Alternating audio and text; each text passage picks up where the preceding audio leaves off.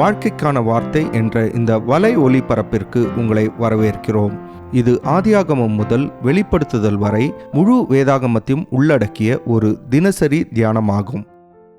யோசுவா 20:21 அதிகாரத்தில் எப்படியாக எல்லா கோத்திரங்களுக்கும் நிலங்கள் ஒதுக்கப்பட்ட பிறகு 2 கூட்ட மக்களுக்கு விசேஷமாக இடங்கள் ஒதுக்கப்படுகின்றதை நாம் பார்க்கின்றோம்.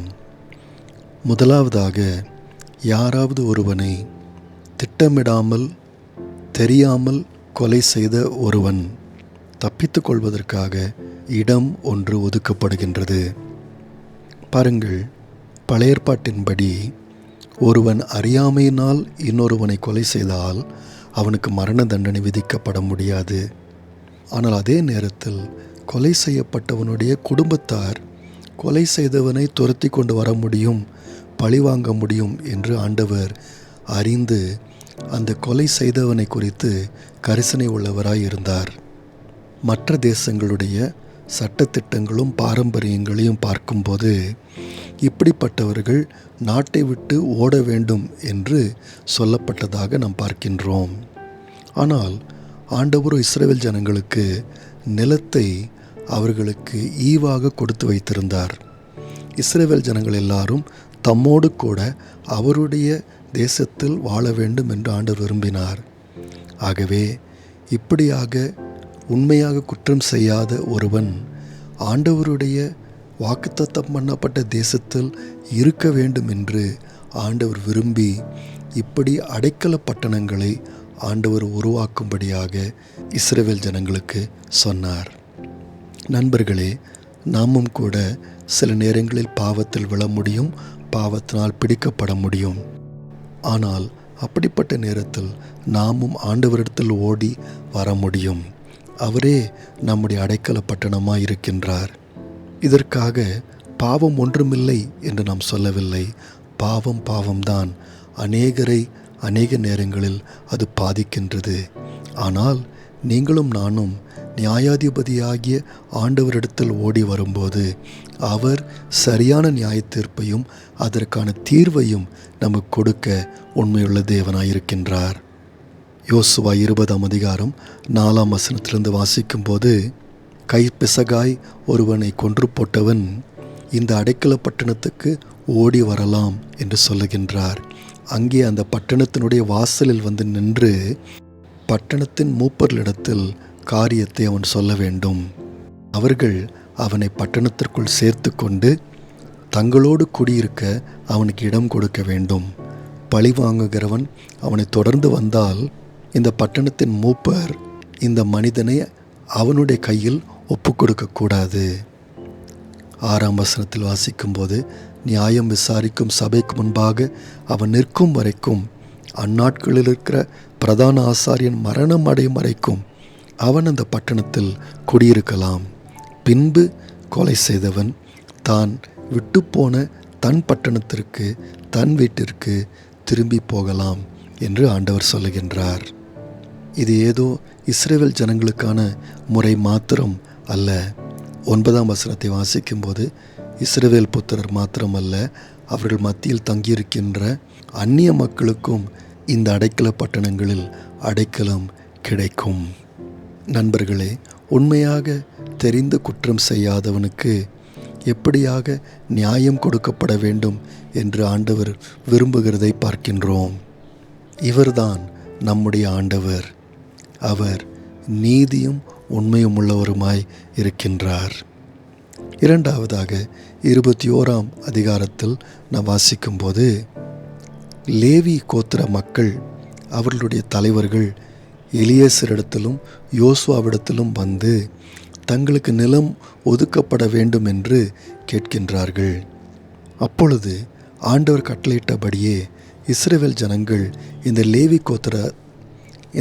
கோத்திரத்தாருக்கு அவர்களுடைய சுதந்திரத்திலிருந்து சில பட்டணங்களையும் சில நிலங்களையும் அவர்கள் கொடுக்கின்றதை நாம் பார்க்கின்றோம். பாருங்கள், லேவியர்களுக்கென்று ஆண்டவர் கானான் தேசத்தில் சுதந்திரத்தை கொடுக்கவில்லை.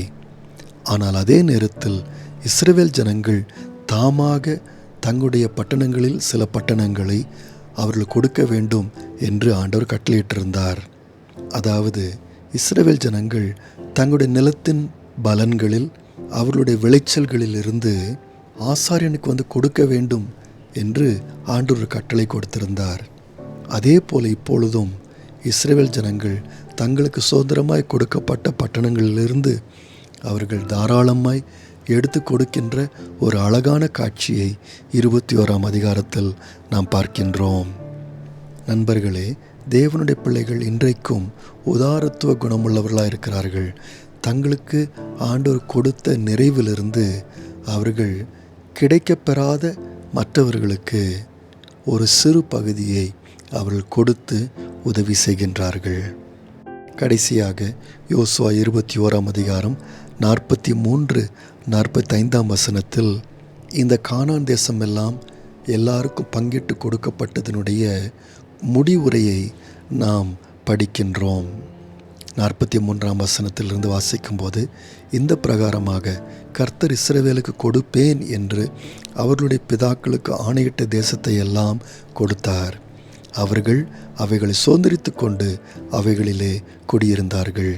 44ஆம் வசனம், கர்த்தர் அவர்களுடைய பிதாக்களுக்கு ஆணையிட்டபடியெல்லாம் அவர்களை சுற்றிலும் யுத்தம் இல்லாமல் இளைப்பாற பண்ணினார். அவர்களுடைய எல்லா சத்துருக்களிலும் ஒருவரும் அவர்களுக்கு முன்பாக நிற்கவில்லை.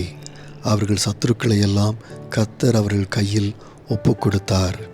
கர்த்தர் இஸ்ரவேல் குடும்பத்தாருக்கு சொல்லியிருந்த நல்வார்த்தைகளை எல்லாம் ஒரு வார்த்தையும் தவறி போகவில்லை, எல்லாம் நிறைவேறிற்று என்று வாசிக்கின்றோம். நண்பர்களே, ஆண்டவர் இஸ்ரவேல் ஜனங்களுக்கு நிலத்தை கொடுப்பேன் என்று வாக்கு பண்ணியிருந்தார். அதை இப்பொழுது கொடுத்து முடித்தார். அது மாத்திரமல்லாமல் அவர்களை சுற்றி இருந்த எந்த எதிரிகளும் அவர்கள் மேல் கை போடாதபடிக்கு கர்த்தர் காத்து கொண்டார். இஸ்ரவேல் ஜனங்களுக்கு ஆண்டவர் கொடுத்த நிலம் என்பது ஆண்டவர் அவர்களுக்கு கொடுத்த கிருபை. இப்பொழுது கிருபை பெற்றவர்கள் ஆண்டவர் விரும்பினபடி அவருடைய நிலத்தில் வாழும்படியாக அழைக்கப்படுகின்றார்கள். அவர்கள் ஆண்டவருடைய ஆசீர்வாதங்களுக்கு நன்றியுள்ளவர்களாய் இருப்பார்களானால் நிச்சயமாக ஆண்டவருக்கு உண்மையுள்ளவர்களாய் இருப்பார்கள். இதை வாசிக்கின்ற புதிய ஏற்பாட்டு விசுவாசிகளாகிய நமக்கு ஒரு தைரியம் கிடைக்கின்றது. ஏனென்றால் நமக்கும் ஆண்டவர் நித்திய பிரதிபலனை வாக்கு பண்ணியிருக்கின்றார். நண்பர்களே, நிச்சயமாக ஆண்டவர் அந்த நித்திய பிரதிபலன்களை, சுதந்திரத்தை நமக்கும் கொடுப்பார். அவருடைய வார்த்தைகள் எப்பொழுதும் நிறைவேறும். அது மாத்திரமல்லாமல் ஆண்டவர் நிச்சயமாக நம்முடைய எதிரிகளிடத்திலிருந்து ஒரு ஓய்வை கொடுப்பார். சாத்தான், பாவம், சாபம், வியாதிகள், இது போன்ற மற்ற எல்லா சத்துருக்களிடத்திலிருந்தும் தேவன் ஒரு நாளிலே விசுவாசிகளுக்கு பூரண ஓய்வை கொடுத்து அவர் தம்முடைய ஜனங்களோடு கூட இருந்து அவர் நமக்காக வாக்கு பண்ணியிருக்கின்ற நித்திய ராஜ்யத்தில் ஆண்டவர் கொண்டு வந்து சேர்த்து நம்மை சுதந்திரிக்க பண்ணுவார். நேயர்களே, இந்நிகழ்ச்சியை கேட்டதற்காய் நன்றி. மீண்டும் ஒரு புதிய அத்தியாயத்துடன் வாழ்க்கைக்கான வார்த்தையில் நாளை சந்திப்போம்.